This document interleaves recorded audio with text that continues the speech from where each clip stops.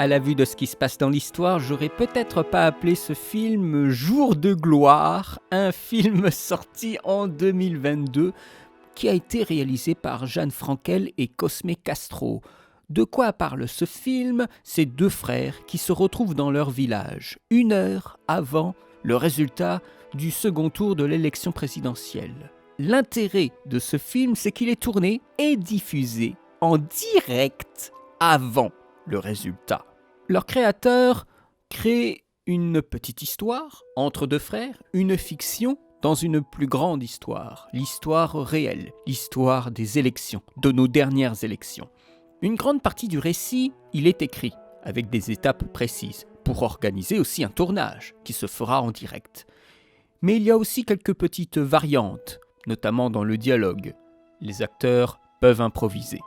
Et puis, bien entendu, il y a le tournage en direct avec les bugs, forcément les problèmes logistiques, les approximations qui peuvent arriver.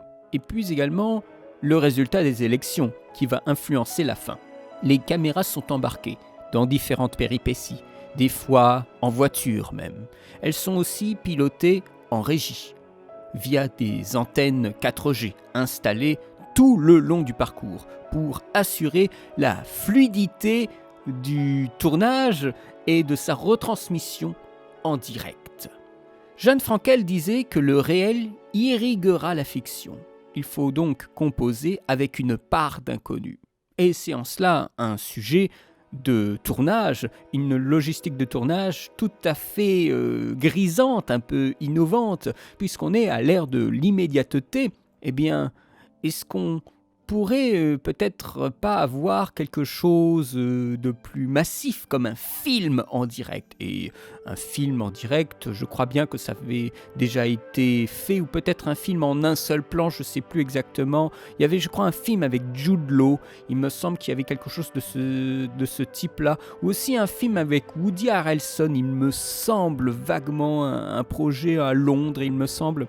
C'était aussi les ambitions de filmer en direct quelque chose. En plus là, c'est beaucoup plus précis puisque c'est filmé en direct d'un événement d'histoire française qui est le second tour de l'élection présidentielle, ce second tour où Emmanuel Macron a été élu. La question qu'on peut se poser, c'est est-ce que le voir après sa diffusion peut encore avoir un sens ? C'est vrai que nous sommes plus dans l'emballement du direct, dans le frisson de voir si le film va fonctionner ou s'il ne va pas y avoir d'anicroche, parce que c'est aussi une part du spectaculaire de ce film-là, c'est de savoir s'il va y avoir des petits problèmes de toutes sortes. Et je pense qu'on y perd un petit peu quand on voit le film maintenant. On ne se rend pas compte de l'exploit si on ne se renseigne pas. C'est un projet hybride et étrange parce que nous sommes dans une expérience du temps réel, filmé et en même temps projeté. On voit des fois des caméras, voilà des techniciens, des petits câbles par-ci par-là, des barrières un peu partout pour empêcher la circulation à des endroits où les acteurs vont passer ou sont déjà passés. On entend des ratures de son, des problèmes de caméra, des tremblements, et voire même à un moment une coupure de flux, de stream. Voilà. Donc, il a fallu un changement de caméra. Ils avaient tout prévu. Ils savaient qu'à un endroit précis, ça allait peut-être coincer. Alors, ils ont fait le nécessaire. Et puis, il y a, par moment, un tout petit montage, un fondu, quelque chose qui est géré en régie entre une première caméra qui propose un flux, une deuxième caméra qui est déjà en cours d'enregistrement, et en régie, ils activent des fondus et tout ça, comme si on faisait une sitcom en direct. Voilà.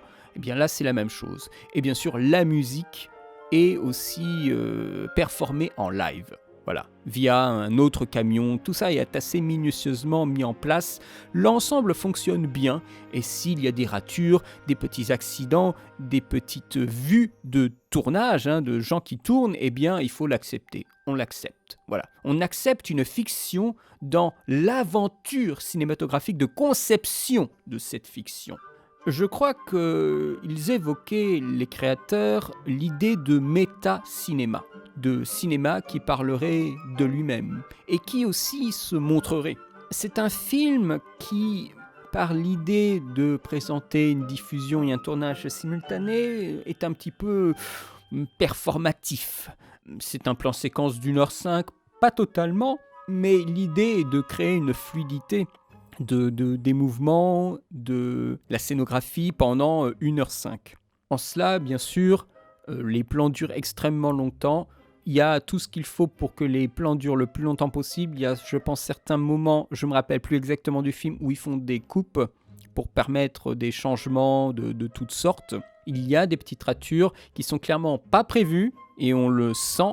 Le projet flanche un peu, mais cette fragilité est rattrapée assez vite. Et encore une fois, cette fragilité fait partie aussi du spectacle, je devrais dire. S'il n'y en avait pas, je pense qu'on louperait une partie du spectaculaire, du spectacle. Le spectacle, c'est le rattrapage de la fiction par l'environnement de production. La production s'inclut dans le spectacle.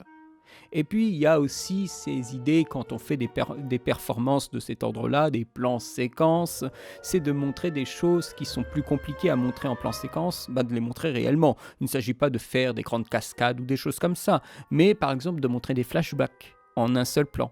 Et ça, c'est plutôt impressionnant. Parce que ce sont des choses qui n'appartiennent pas au réel, qui appartiennent au passé du réel, qui s'invitent dans le réel. Alors comment on fait ? On travaille ça.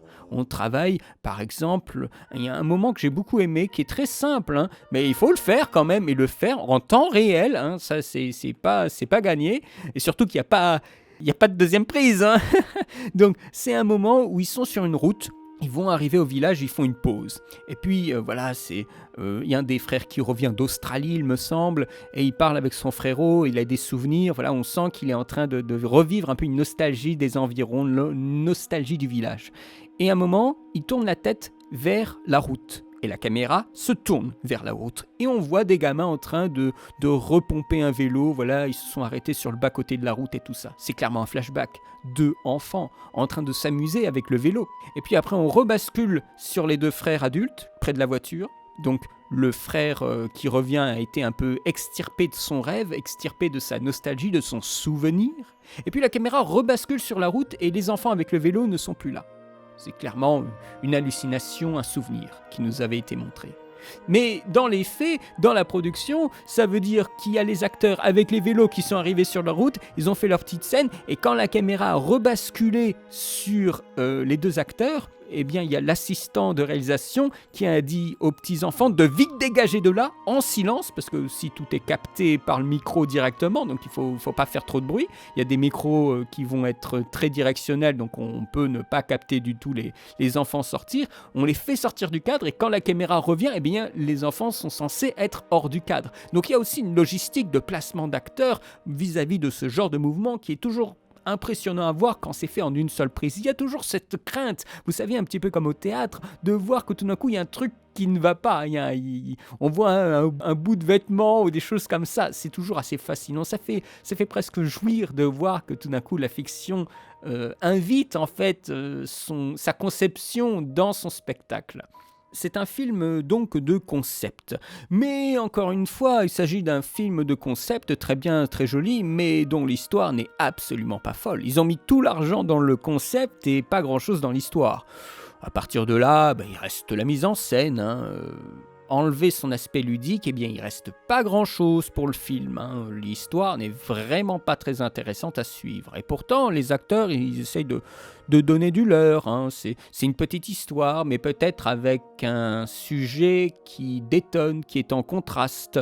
Un sujet bien trop travaillé en termes de concept, de production, pour une histoire qui est bas du front, mais qui peut-être, vis-à-vis du budget de production, vis-à-vis de la logistique, est possible. Voilà, donc ils ont choisi une histoire, je trouve une histoire un peu minable, comme sujet de fond pour leur expérimentation. Parce que s'ils avaient choisi une histoire bien trop compliquée, ça aurait peut-être posé beaucoup plus de soucis de logistique. Imaginez un match de boxe en live avec de la fiction. Alors là, il fallait gérer beaucoup plus de choses. Donc, je pense que l'histoire a été fabriquée pour le concept. Et c'est pas le concept qui a été fabriqué pour l'histoire. Vous voyez la différence ? C'est un prétexte. Et je trouve ça dommage que ce soit juste un prétexte. Et c'est un prétexte qui n'est en plus pas très engageant. Alors je vous invite peut-être à voir le film pour son concept, mais pas vraiment pour son histoire. Mais ça reste quelque chose d'ambitieux. Moi j'entendais encore ce crétin de Durandal dire que le cinéma français n'était pas ambitieux. Ça c'est de l'ambition. Alors oui, peut-être que dans l'histoire ce n'est pas ambitieux, mais dans la forme c'est très intéressant, il y a à prendre. Et on en revient à des combats, des conflits entre forme et fond, hein, entre le narratif et la sensation que propose cette narration. Et le narratif, c'est qu'est-ce qu'on montre, hein. Voilà. Donc tout ça est un peu mis en forme et un peu mis en bataille, en bazar dans ce film Jour de gloire. Je vous invite à le trouver, je crois qu'il doit être sur le site d'Arte ou peut-être sur la chaîne YouTube de Arte. Allez-y, faites un petit tour dans ce petit village, dites-moi ce que vous en avez pensé. Si vous trouvez que c'est de la fumisterie, si vous trouvez que c'est un écran de fumée ou si vous trouvez que l'expérience de métacinéma vaut le coup et mérite d'être travaillée davantage à l'avenir dans d'autres projets, peut-être à l'histoire plus ambitieuse.